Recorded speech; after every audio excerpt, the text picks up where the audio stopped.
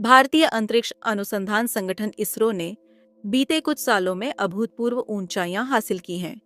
मंगलयान हो या चंद्रयान या फिर बेहद कम लागत में सैटेलाइट्स का लॉन्च, आज इसरो की गिनती दुनिया की टॉप अंतरिक्ष एजेंसियों में होती है। इसरो के मुकुट में अगले महीने एक और नगीना लगने जा रहा है।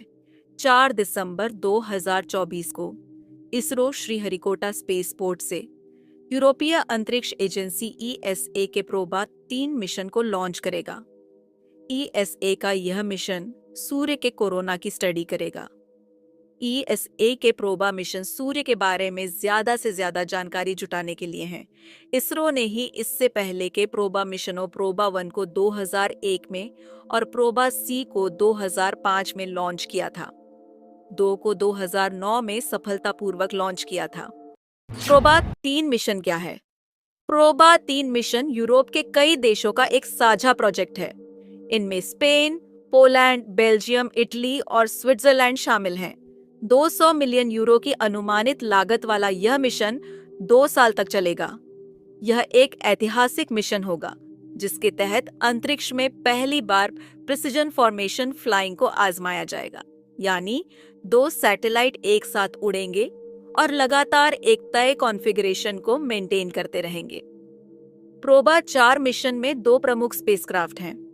ऑकल्टर, जिसका वजन 200 किलोग्राम है, और कोरोनाग्राफ, जो 340 किलो वजनी है। ये दोनों बेहद सटीक कोऑर्डिनेशन में काम करेंगे।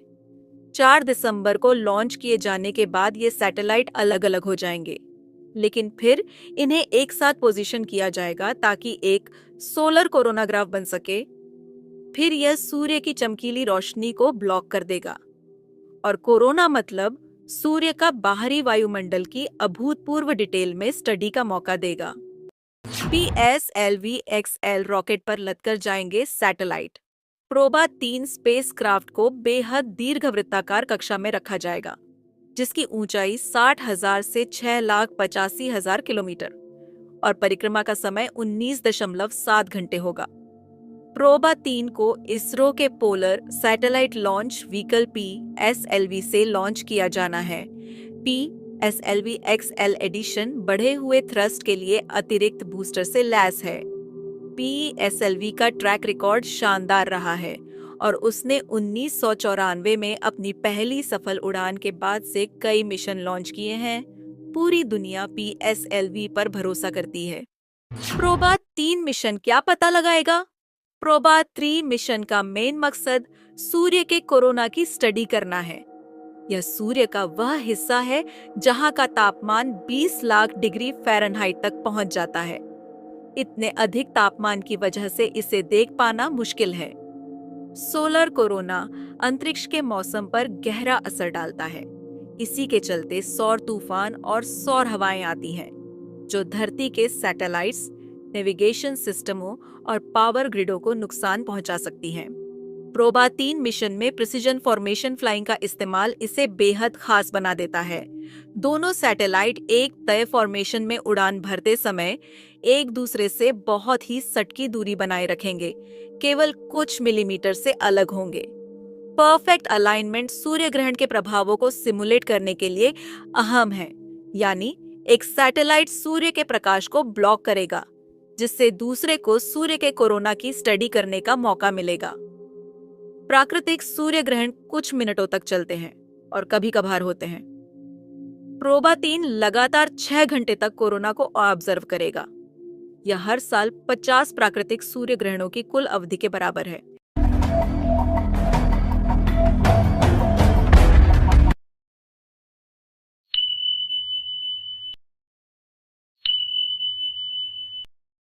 भारतीय अंतरिक्ष अनुसंधान संगठन इसरो ने बीते कुछ सालों में अभूतपूर्व ऊंचाइयां हासिल की हैं। मंगलयान हो या चंद्रयान या फिर बेहद कम लागत में सैटेलाइट्स का लॉन्च, आज इसरो की गिनती दुनिया की टॉप अंतरिक्ष एजेंसियों में होती है। इसरो के मुकुट में अगले महीने एक और नगीना लगने जा रहा है। 4 दिसंबर 2024 को इसरो श्रीहरिकोटा स्पेसपोर्ट से यूरोपीय अंतरिक्ष एजेंसी ईएसए के प्रोबा 3 मिशन को लॉन्च करेगा। ईएसए का यह मिशन सूर्य के कोरोना की स्टडी करेगा। ESA के प्रोबा मिशन सूर्य के बारे में ज्यादा से ज्यादा जानकारी जुटाने के लिए हैं। इसरो ने ही इससे पहले के प्रोबा मिशनों प्रोबा 1 को 2001 में और प्रोबा सी को 2005 में लॉन्च किया था। 2 को 2009 में सफलतापूर्वक लॉन्च किया था।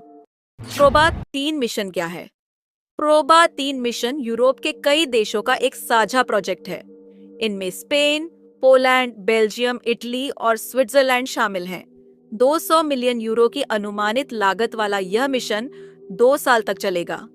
यह एक ऐतिहासिक मिशन होगा जिसके तहत अंतरिक्ष में पहली बार प्रिसिजन फॉर्मेशन फ्लाइंग को आजमाया जाएगा, यानी 2 सैटेलाइट एक साथ उड़ेंगे और लगातार एक तय कॉन्फ़िगरेशन को मेंटेन करते रहेंगे। प्रोबा 4 मिशन में 2 प्रमुख स्पेसक्राफ्ट हैं। ऑकल्टर, जिसका वजन 200 किलोग्राम है, और कोरोनाग्राफ, जो 340 किलो वजनी है। ये दोनों बेहद सटीक कोऑर्डिनेशन में काम करेंगे। 4 दिसंबर को लॉन्च किए जाने के बाद ये सैटेलाइट अलग अलग हो जाएंगे, लेकिन फिर इन्हें एक साथ पोजीशन किया जाएगा ताकि एक सोलर कोरोनाग्राफ बन सके। फिर यह सूर्य की चमकीली रोशनी को ब्लॉक कर देगा, और कोरोना मतलब सूर्य का बाहरी वायुमंडल की अभूतपूर्व डिटेल में स्टडी का मौका देगा। PSLV-XL रॉकेट पर लदकर जाएंगे सैटेलाइट। प्रोबा 3 स्पेसक्राफ्ट को बेहद दीर्घवृत्ताकार कक्षा में रखा जाएगा, जिसकी ऊंचाई 60,000 से 6,85,000 किलोमीटर और परिक्रमा का समय 19.7 घंटे होगा। प्रोबा 3 को इसरो के polar satellite launch vehicle PSLV से लॉन्च किया जाना है। PSLV-XL एडिशन बढ़े हुए थ्रस्ट के लिए अतिरिक्त बूस्टर से लैस है। PSLV का ट्रैक रिकॉर्ड शानदार रहा है और उसने 1994 में अपनी पहली सफल उड़ान के बाद से कई मिशन लॉन्च किए हैं। पूरी दुनिया PSLV पर भरोसा करती है। प्रोबा 3 मिशन क्या पता लगाएगा? प्रोबा 3 मिशन का मेन मकसद सूर्य के कोरोना की स्टडी करना है। यह सूर्य का वह हिस्सा है जहां का तापमान 20 लाख डिग्री फ़ारेनहाइट तक पहुंच जाता है। इतने अधिक तापमान की वजह से इसे देख पाना मुश्किल है। सोलर कोरोना अंतरिक्ष के मौसम पर गहरा असर डालता है।